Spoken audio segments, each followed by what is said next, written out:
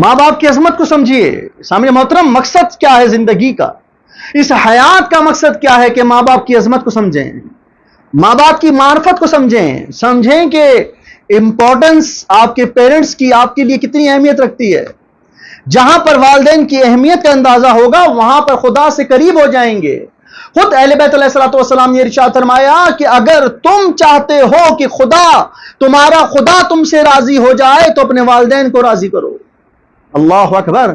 سامنے محترم میں مستقل اگر اپنے خدا کو راضی کرنے کی کوشش کرتا رہوں لیکن اپنے والدین کا دل دکھاتا رہوں تو اہل بیت علیہ السلام کا ارشاد ہے کہ وہ خدا مجھ سے راضی نہیں ہوگا. اسی لیے میں اگر خدا کو راضی کرنا چاہتا ہوں تو مجھے چاہیے کہ میں اپنے والدین کی دعاؤں کو لوں. مجھے چاہیے کہ میں قرآن کی اس آیت پر عمل کروں, رب ارحمہما کما ربیانی صغیرا. میں قرآن کی ان تعلیمات پر عمل کروں جو کہ انہوں نے والدین کی عظمت کے بارے میں بتائی ہے. اس لیے میں اپنے والدین کا ہر حکم شرعی کو مانوں, اپنے والدین کی اطاعت کروں, اپنے والدین کے سامنے سر کو جھکاؤں, اور جہاں پر دعا کی بات آئے تو اپنے والد سے کہوں کہ وہ میرے حق میں دعا کرے, اپنی والدہ محترمہ سے کہوں کہ وہ میرے حق میں دعا کرے. سامنے محترم میں نے جس طرح پہلے آپ کے سامنے جملہ ہدیہ کیا تھا کہ والد کی دعا عرش کو ہلا دیتی ہے.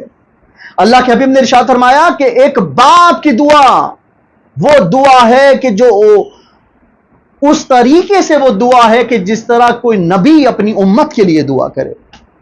اور دعا اگر ماں کے لیے آ جائے سامنے محترم, وہ ماں جو اولاد کو اپنے شکم میں رکھتی ہے, جو اولاد کے لیے طرح طرح کی صحبتیں مصیبتیں برداشت کرتی ہے, وہ ماں کہ جس کو اللہ نے اتنا بڑا مقام دے دیا, اس ماں کو کہ جہاں پر جنت کا اتنا بڑا مقام ہے, لیکن جب ماں کا مقام سامنے آیا تو ماں کے مرتبے کو اللہ تعالیٰ نے بلند کر دیا اور جنت کو پست کر دیا, اور اسی جنت کو ماں کے قدموں تلے رکھ دیا.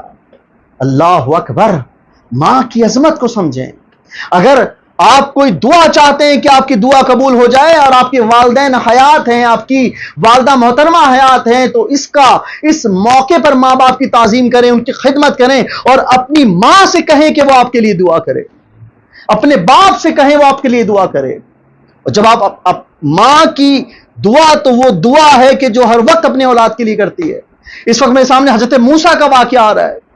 حضرت موسیٰ نے ایک مرتبہ خدا سے یہ ارشاد فرمایا کہ یا اللہ یہ بتائیں کہ جنت میں میرا پڑوسی کون ہوگا. Importance of parents.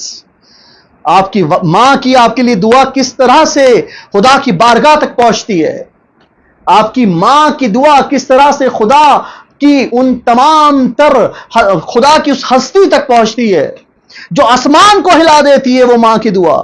کیا کہا حضرت موسیٰ نے کہ یا اللہ جنت میں میرا پڑوسی کون ہوگا. تو اس وقت اللہ نے کہا کہ فلاں مقام پر جاؤ اور فلاں مقام پر تمہارا پڑوسی موجود ہوگا جو کہ جنت میں تمہارا پڑوسی ہوگا. حضرت موسیٰ اس مقام پر پہنچے تو دیکھا کہ ایک کساب گوشت کاٹنے والا. اللہ اکبر, اللہ اکبر. ایک گوشت کاٹنے والا اس جگہ پر موجود تھا جو کہ گوشت کاٹ رہا تھا.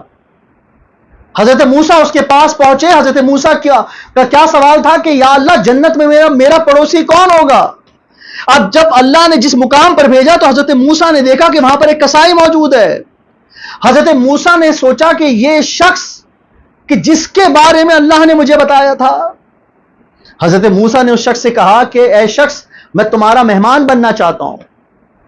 اس شخص نے اپنی دکان کو بند کیا, جو کسائی ہے اس نے اپنی دکان کو بند کیا اور حضرت موسیٰ کو اپنے گھر لے گیا. اس کو نہیں معلوم کہ یہ شخص کون ہے, یعنی کہ وہ کسائی حضرت موسیٰ کو نہیں جانتا کہ یہ اللہ کے نبی ہیں, یہ حضرت موسیٰ ہیں.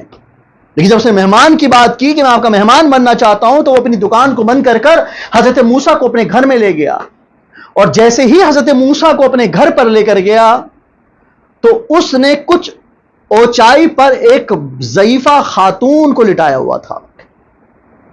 جیسے ہی حضرت موسیٰ نے یہ منظر دیکھا کہ ایک ضعیفہ خاتون ایک اونچائی کی طرف لیٹی ہوئی ہیں, تو اس کسائی نے بہت احتیاط سے اس ضعیفہ خاتون کو نیچے اتارا, ان کے بالوں میں کنگھی کی, ان کی خوراک کا انتظام کیا، اور وہ ضعیفہ خاتون اتنی ضعیف ہو چکی ہیں، اتنی بزرگ ہو چکی ہیں کہ اس کسائی نے، اس قصاب نے ان ضعیفہ خاتون کے لیے جو کھانا بنایا اس کو اتنا پیسا، اس کھانے کو اتنا پیسا کہ اس کے چھوٹے چھوٹے ذرے بن گئے۔ اب اس کسائی نے اس جو پیسا ہوا کھانا تھا ان خاتون کو اپنے ہاتھوں سے کھلایا۔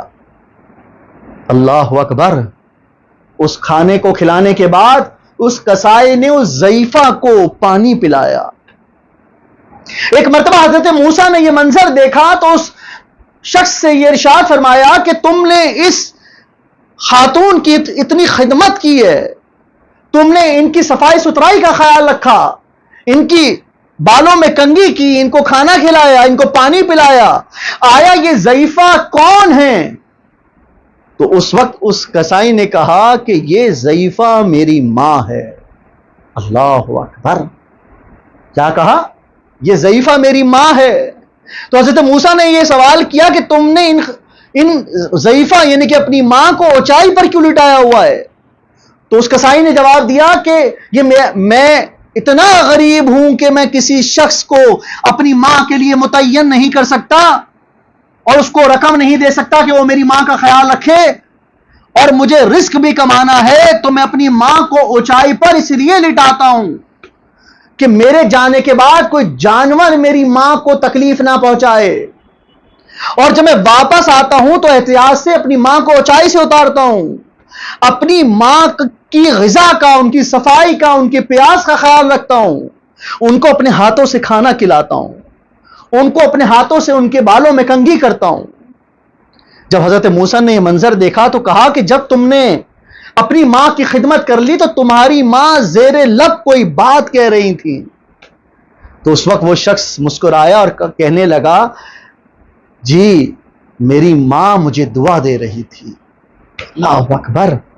کہا میری ماں مجھے دعا دے رہی تھی۔ حضرت موسیٰ نے سوال کیا کہ تمہاری ماں جو زیر لب تمہیں دعا دے رہی ہے، کہ جن کے جملوں کو میں نہیں سمجھ پا رہا، آیا تمہاری ماں اتنی ضعیف ہو چکی ہے، وہ تمہیں کیا دعا دے رہی ہے؟ تو اس شخص نے یہ کہا کہ میری ماں مجھے یہ دعا دیتی ہے جب میں اپنی ماں کی اتنی خدمت کرتا ہوں، جب میں اپنی ماں کی ضروریات زندگی کا خیال رکھتا ہوں، تو میری ماں مجھے یہ دعا دیتی ہے، اے بیٹا تو میری اتنی خدمت کرتا ہے، اے بیٹا تو میری ہر چیز کا خیال رکھتا ہے، میں تیری ماں ہوں اور میں تجھے دعا دیتی ہوں کہ اللہ تجھے جنت میں حضرت موسیٰ کا پڑوسی بنائے۔ اللہ اکبر! اللہ تجھے جنت میں حضرت موسیٰ کا پڑوسی بنائے۔ اس وقت حضرت موسیٰ نے یہ ارشاد فرمایا کہ خدا نے تیری دعا کو قبول کر لیا، میں موسیٰ ہوں جو کہ اللہ کا نبی ہوں، اور جب میں نے اللہ سے یہ سوال پوچھا کہ یا اللہ میرا جنت میں پڑوسی کون ہوگا، تو اللہ نے تیرا ذکر کیا اور مجھے اللہ نے تیرے پاس بھیجا ہے۔ تو نے اپنی ماں کی اتنی خدمت کی کہ اللہ نے تجھے یہ انعام دیا کہ تجھے میرے لیے جنت میں پڑوسی کو متعین کر دیا۔